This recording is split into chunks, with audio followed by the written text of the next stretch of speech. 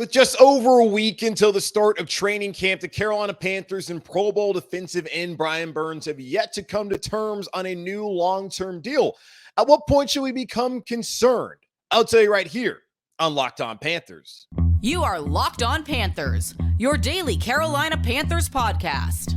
Part of the Locked On Podcast Network, your team every day.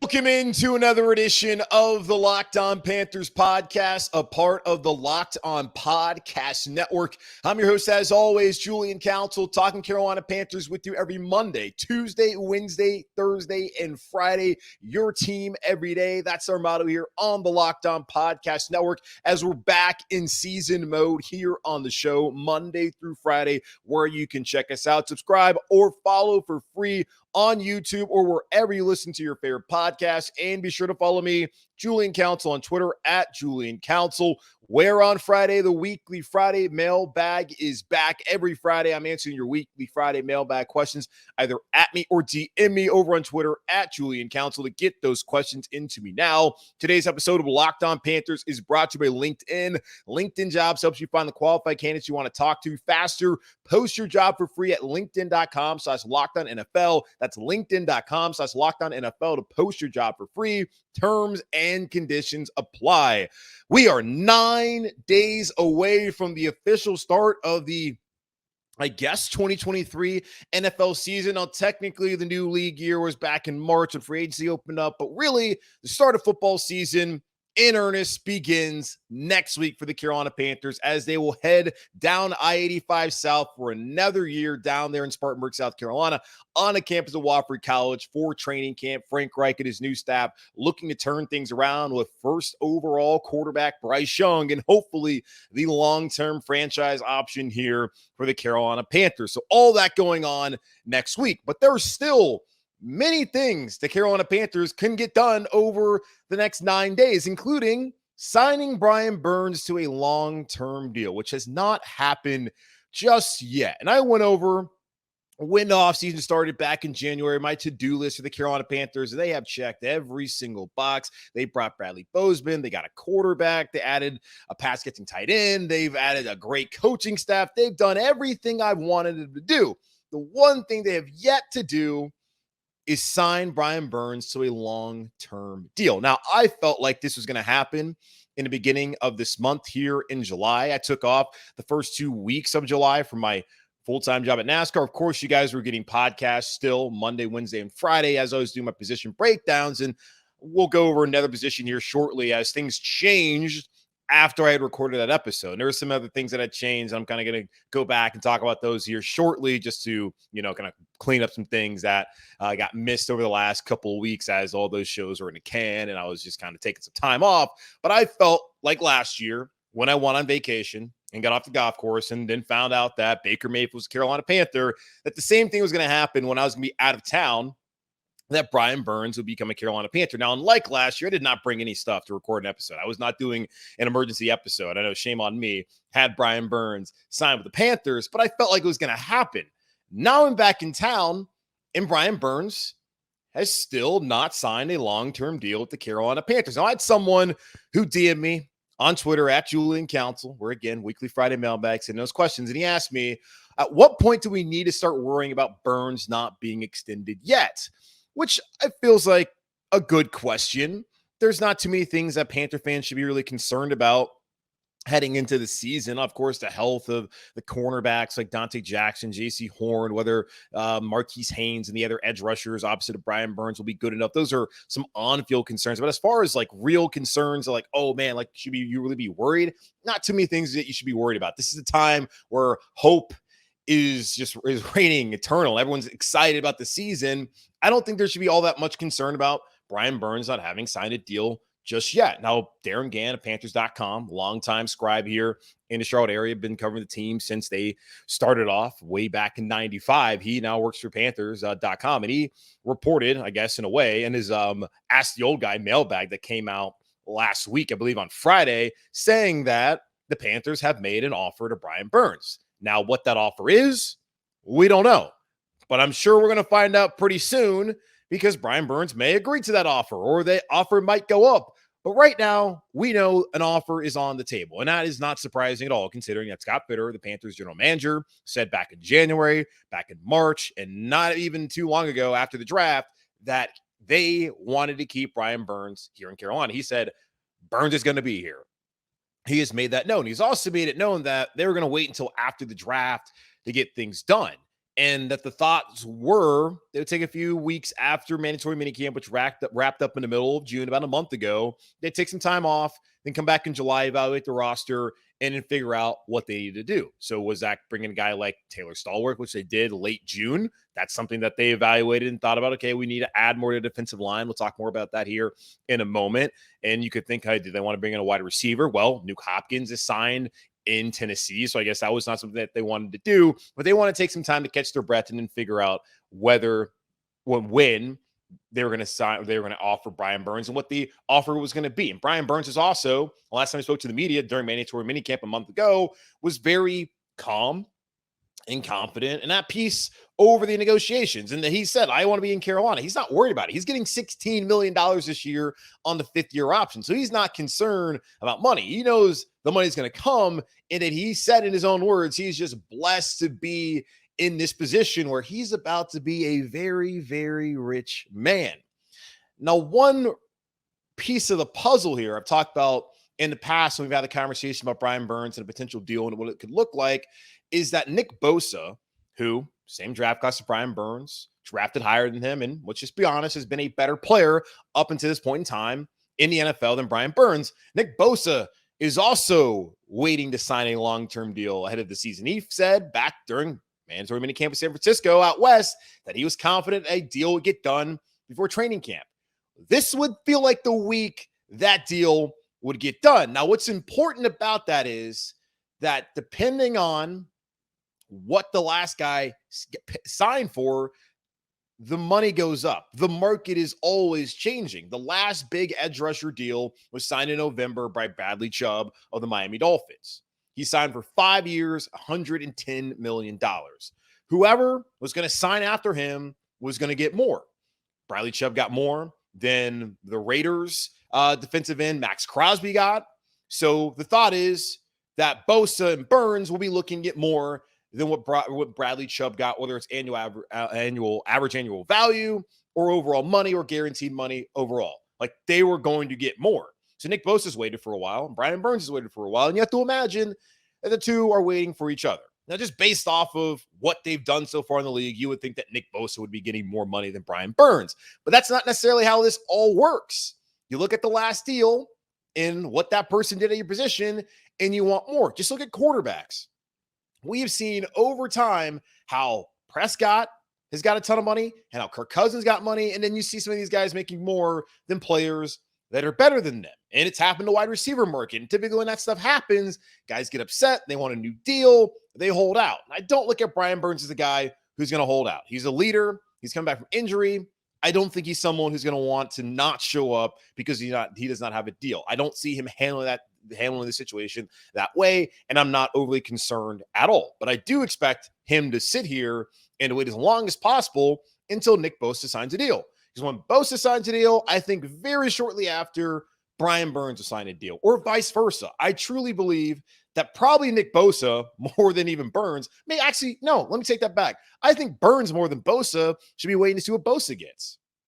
I think when it's all said and done, Bosa likely gets the most, but if Burns waits and then sees what San Francisco paid Nick Bosa, and he points out the fact that the Panthers didn't trade him at the deadline last year in October, and that the fact that they didn't trade him when he moved up to number one, and just the overall need at edge rusher and how he's the only guy on the roster that you can depend on, he can use all of those factors alongside his youth, his leadership ability, his overall talent and production, and point to what Bosa got and be like, hey, pay me more than him, even if it's by a cent.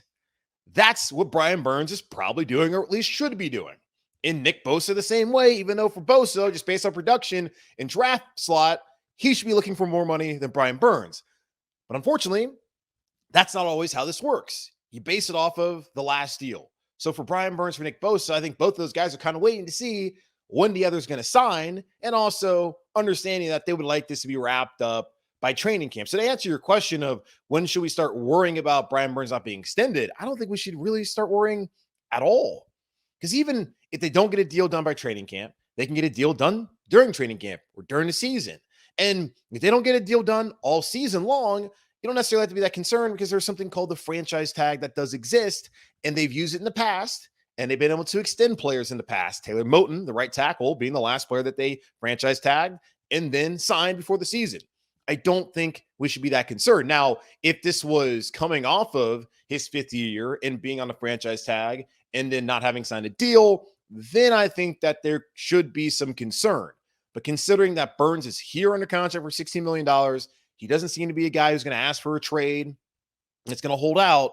I don't think there should be any concern at all. And honestly, would not be surprised by the end of the week or even the day Brian Burns has agreed to a new deal with the Carolina Panthers to be here for 5-6 more seasons. I feel like that's what's going to happen, at least probably by the end of this week. And if it doesn't, not that big of a deal. We'll focus on training camp, and we know that Burns is here at least for this season, and we'd be hard-pressed to not see him again in a Panthers uniform in 2024. So no, don't think you need to start worrying at all, and the time to worry is, well, exactly a year from now.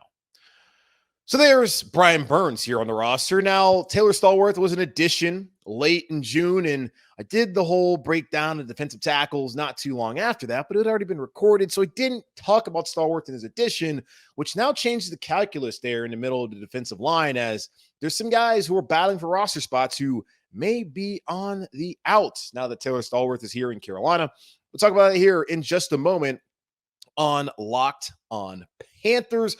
But before we do that, these days, every new potential hire can feel like a high-stakes wager for your small business. You want to be 100% certain that you have access to the best qualified candidates available. That's why you have to check out LinkedIn Jobs. LinkedIn Jobs helps you find the right people for your team faster and for free. It's so easy to create a free job post on LinkedIn Jobs, and once you do, make sure to add the purple hashtag hiring frame to your LinkedIn profile to spread the word that you're hiring. Simple tools like screening questions make it easy to focus on candidates with just the right skills and experience so that you can quickly prioritize who you like to hire, interview, and hire. It's why small businesses rate LinkedIn Jobs #1 in delivering quality hires versus leading competitors. LinkedIn Jobs helps you find the qualified candidates you want to talk to faster.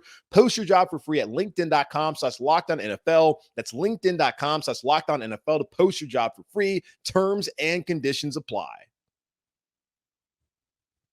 So over the last 3-4 weeks, been doing position evaluations, breaking down the quarterbacks here in Carolina, the wide receivers of the offense, the defense, special teams. You all listened to it, I hope, over the last couple of weeks. And of course, when I record things ahead of time, things change. Now, the one thing I was very concerned about was when I did the edge rusher breakdown, where there's just no way, the way I did it, talking about the biggest name, their storyline, the biggest question, and then looking at the group as a whole, there's just no way I could have put that one out there had Brian Burns signed a new deal, or if the Panthers had brought in a veteran edge rusher opposite of Brian Burns, because that was one of the things I was concerned, like, oh man, this might really change the entire episode. Now, I guess fortunately for me, that didn't happen. Like, now after that show went up, which I believe was on the 5th, I was totally cool with Brian Burns signing a new deal. And I was totally cool with the Panthers bringing in a veteran edge rusher. Neither one of those things so far have happened, but it's okay.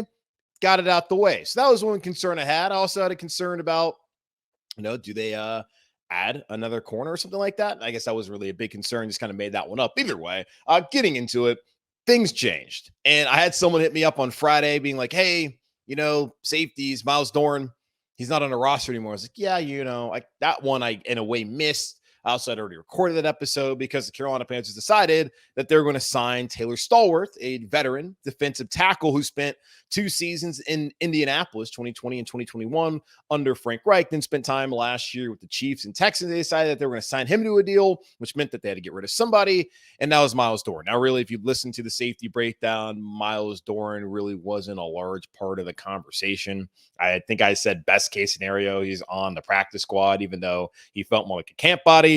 And, well, he's not going to even be in camp. And the Panthers are probably set with all the guys they have on the roster at safety to where I don't think they are going to get rid of them or add anyone else. So they're totally good there.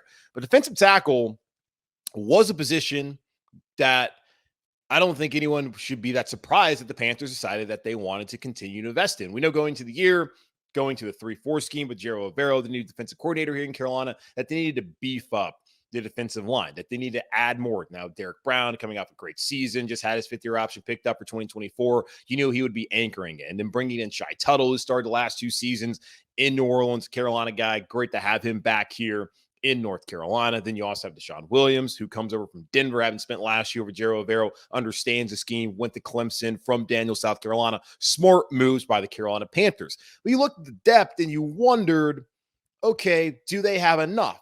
Are these the guys that Frank Reich wants to go into training camp with, and that he feels confident that he can get enough depth and quality from those players? So you had John Pennicini, who's played some snaps in the NFL and also coming off of a shoulder issue, out football last year. Now he's back here in Carolina. You have Marquand McCall, who was a really good player last year during the preseason and even showed some flashes during the regular season as a rotational defensive tackle. Then there's Bravion Roy, who was a Baylor guy. He's come in, been a depth piece on the defensive line the last 3 seasons under his former head coach back at Baylor and, of course, in the NFL, Matt Rule. So you looked at those 3 options and you saw guys that have gotten some snaps, but I don't know if they're guys that you feel that great about if something were to happen to Derek Brown or to Shai Tuttle mainly, even if something happened to Deshaun Williams, who looks like probably your primary backup defensive tackle here on the line going into this year. So it made sense when on the last day of June, the Panthers decided that, hey, let's bring in another guy and someone that Frank Reich has worked with and someone who has been in the league and has produced. And that someone is Taylor Stallworth. So when I look at it now, being just over a week away from training camp, and we'll get into it, I think probably next Monday I'll start talking more about in depth the training camp battles and what to look out for heading into training camp as we have a preview. And we'll be previewing training camp pretty much all this week and then even next. I mean, it's one of those things where we're back to 5 days a week. Still, nothing's really actually happening. Now, some teams are going to training camp. I think rookies technically have to report like on Friday and all that kind of stuff, but nothing big is really happening this week outside of, okay, hey, who's going to sign a deal? Who's not going to sign a deal? And the hope is that Brian Burns will sign a deal this week to help me out, give me some more things to talk about. But pretty much we're still talking about training camp and looking ahead of the season before the guys are out there in pads and shorts and uniform, yada, yada, yada. But looking at just a training camp battle next week, that might be one that would have flown over under the radar heading to the offseason or really after training camp. It's now that depth, that interior defensive line. Because for me, just look at the defensive line as a whole. Like Derek Brown, obviously going to be on the roster. Shai Tuttle, obviously going to be on the roster. I feel like Deshaun Williams is probably pretty safe. Henry Anderson as well, more of like a defensive end who's going to be able to set the edge, stop the run. Feels like he's safe to be on the roster. Now it just comes down to how many of those interior guys like Taylor Stallworth, John Pennicini, Marquand McCall, and Bravion Roy do the Carolina Panthers want to hold on to? And when doing the breakdown of defensive tackles, I was talking about how there was probably one spot for 3 with Pennicini, McCall, and Roy. Now that you add Taylor Stallworth in, does it become 1 for 4? Or sorry, 4 for 1 spot? Or is it 4 for 2? What is it going to be? I do think that it now, with the addition of Taylor Stallworth, adds a pretty intriguing competition there for the final spot or spots there in the interior of the defensive line, as he's someone who has played with Reich, has had success under Reich, and is someone that they clearly identified and felt like we need to add another veteran on this line and someone that we know and that we can trust to go out there and to add quality depth. So heading into next week, sneakily, it looks like backup defensive tackle is one of the better battles that we have heading into the season in Carolina. And here's the thing too, and I'll tell you this next week, we already kind of know who's going to be on the roster. The roster's fairly set. There's like 3-4 spots at most, I feel like, that are genuinely up for grabs as far as like being on the initial 53. Now the roster ever changing, it's not a final roster, but being on an initial 53, there's probably 3 or 4 spots that are really up for grabs. Outside of that, we kind of know who the other 49, 50 guys are absolutely going to be on the roster. But I am curious to see how this training camp battle goes down between Taylor Stallworth, John Pennicini, Marquand McCall, and Bravion Roy as we head into the 2023 season and head down to Wofford next week. Now, the Panthers, again, There's some things that they could still do before we get down to training camp. They could add a veteran edge rusher. They could, of course, sign Brian Burns. And one thing they also could have done was add another wide receiver if they felt like that was the case. Well, we know it won't be DeAndre Hopkins, which probably tells you, or at least should tell you, that they feel good about the guys they have here in Carolina. We'll get into that in just a moment here on Locked On Panthers. When the Carolina Panthers traded up to number 1, they also parted ways with their number 1 wide receiver, and truly the only wide receiver on the roster that you could trust in DJ Moore, who's now a Chicago Bear, which then meant Panthers really had to go out there and sign a bunch of wide receivers, which they have done, bringing in Adam Thielen, DJ Chark, drafting Jonathan Mingo, going out there and bringing Damiere Byrd. It's an overhauled unit where you still have guys like Terrace Marshall Jr., Shi Smith, and Laviska Shenault on the roster who should have better opportunities in what should be a far more friendly passing game and offensive scheme here in 2023. But still with that, you look at the roster, you look at the wide receivers. I think Thielen, at the very least, has enough left in the tank to have a very good 2023 season at his age. My question is, what is he going to do in 24 and 25? But right now, not much of a concern because we're sitting here in 2023, and that is the main focus when it comes to Adam Thielen. But Adam Thielen, feel like he should be good there in the slot. This upcoming season, DJ Chark, if he stays healthy on the outside, feel good about what he can provide. But can he actually be that all-around wide receiver that they're hoping he can be? We'll see. Can Terrace Marshall, new scheme, new staff, can he build off of the final half of last season when he was at number 2 and showed us flashes of what he could possibly be consistently in the NFL?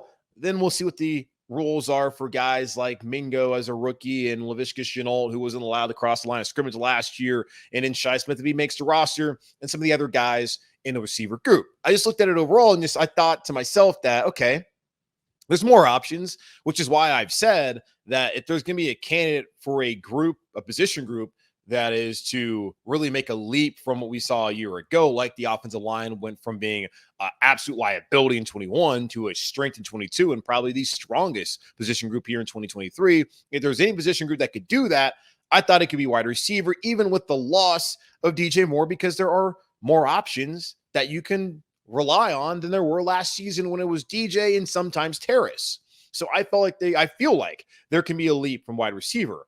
But when you look at just, is there a bona fide number 1? No, that's not the case. Now, Thielen may operate as that. Chark may operate as that. Maybe Terrace Marshall operates as that. And that is what happens. That could be a very good thing for the Carolina Panthers, just depending on what the production looks like for the other 2 guys I mentioned in Chark and Thielen. I just don't see someone that the rest of the NFL would be chomping at the bit to trade for or sign if they became available. I just don't see there's a player out there who is a bona fide number 1 wide receiver, which is why we have the conversation of whether the Carolina Panthers should add DeAndre Hopkins. Now, Nuke was on some podcasts talking about how he didn't want to be a rookie quarterback. And once that was said, it kind of felt like, all right, well, maybe Carolina is not what he wants to do or where he wants to be. But there was an opening for him to come in and be the number 1 wide receiver if the money was right. Now, the money apparently was right in Tennessee as he signed for 2 years, $26 million. They didn't see what the guaranteed was, but either way, it sounds like he's probably going to be there for 2 seasons with the Titans. It was a curious move considering that Ryan Tannehill probably last year as a Titan, and then what does it look like, whether it's Malik Willis or Will Levis, if it even is one of them next year or even this upcoming season.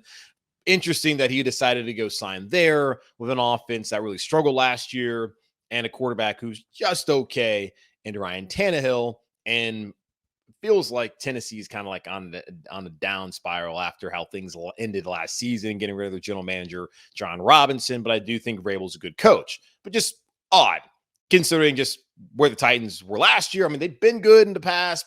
Just doesn't seem like that's the kind of area you would want to go this late in your career if you're down DeAndre Hopkins. But he decided not to be in Carolina.